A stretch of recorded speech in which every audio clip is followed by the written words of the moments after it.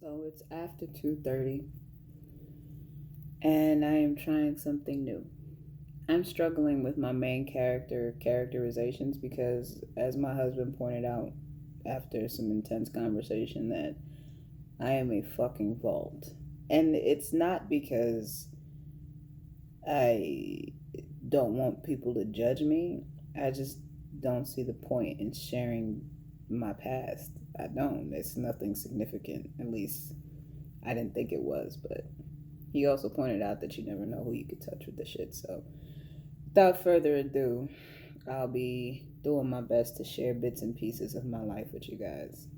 Um, so, strap in. I'm doing this so I can improve my writing. My dad was my ace boon coon when I was younger. Like, he is the only man at that point in time, I should say, that could sit and jump from one game to another. I'm talking about as soon as a basketball game is done, he turned on a baseball game. If the baseball game wasn't on, he had on a football game. There was always some kind of sports game on when I was with my dad.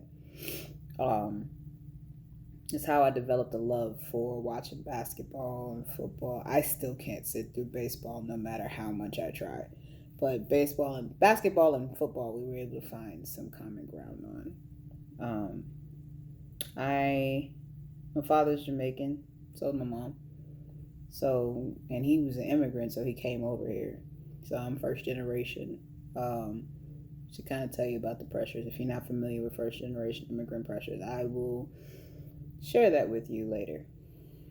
You can also look at Yvonne Orgy. She does a really great uh, comedy special about some of the pressures that you face as a first generation immigrant or a child of first generation, whatever. Anyway, my father was the kind of person who worked very hard, and I spent a lot of time with him when I was younger because my mom was in school a lot of the time because she was getting her bachelor's when I was younger, and he had a big impact on me, a big influence. My mom used to talk about the fact that my dad would curse, so I'd be there shit right behind him. Whenever he banged his head, he would say, "Oh shit!" So I would one day bang my head on the thing, like, "Oh shit!" Same way that he did, right?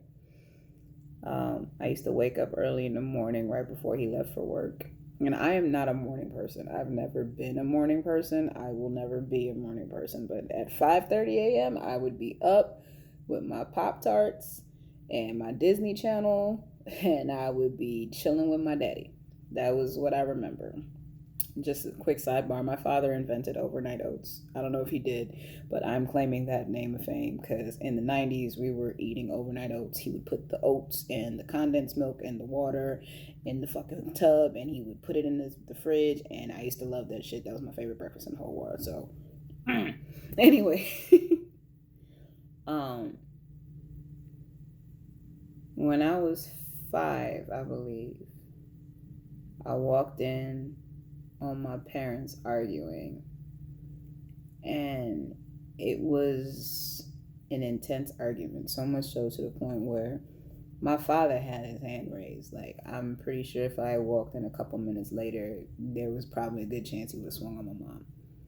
Now, I can't say that he was like physically abusive to my mother like on a regular basis because I don't know if they did do any of that. They didn't argue around me. They made a point not to argue around me. But that day I heard them arguing. We were actually on the way to a wedding. I don't know what they were arguing about. Um, they were arguing about something. And I walked in on that. A couple days later, my dad packs up his pickup truck and all his shit, and he's out this motherfucker. And being a child of divorce is difficult because going from having someone around you all the time to not seeing them at all does something to your brain. Now, granted, it may not be as traumatic as other childhoods, but it was an important moment to me.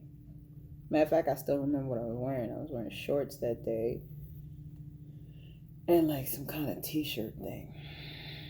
And the only reason I remember how old I was is because I remember starting first grade and I felt depressed because they took away my naps and I didn't have my dad to go home to and complain about it.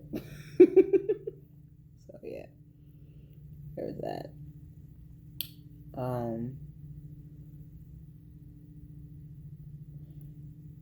Losing him, and I say losing him because my mother is a very difficult woman. My mother was a very difficult woman. And it's because she had a tendency of holding people accountable, but she was also very strong willed, which is where I get it from.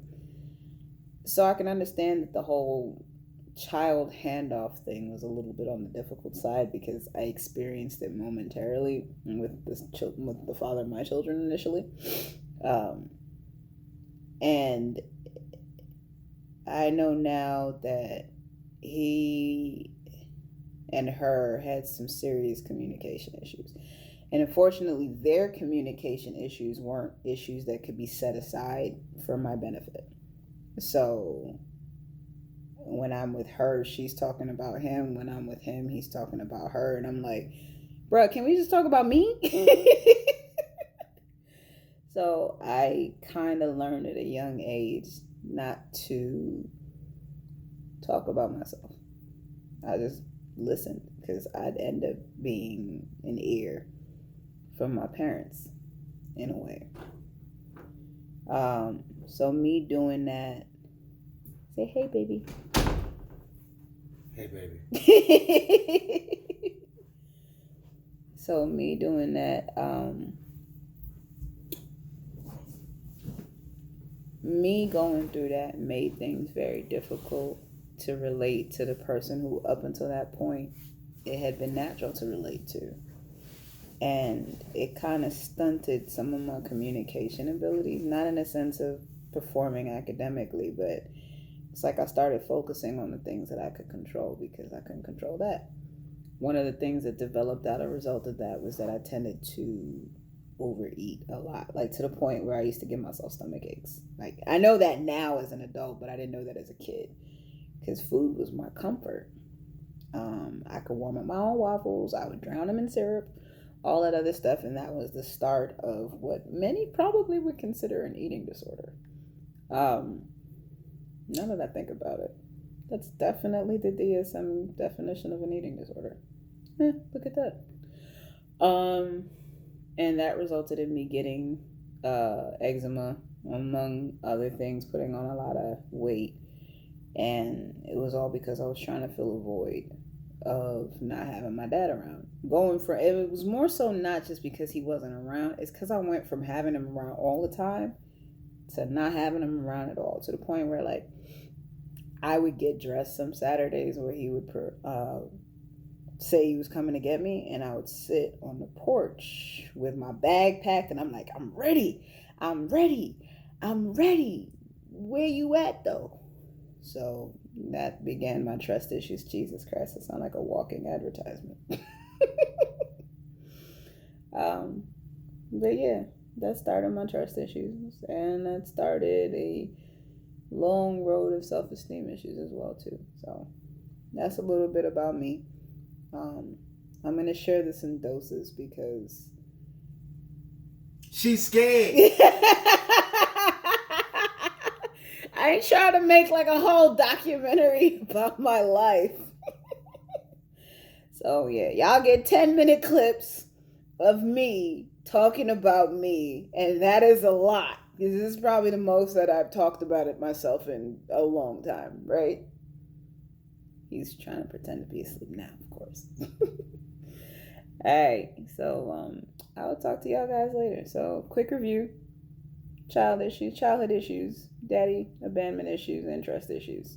That's the start of the makings of me. Deuces.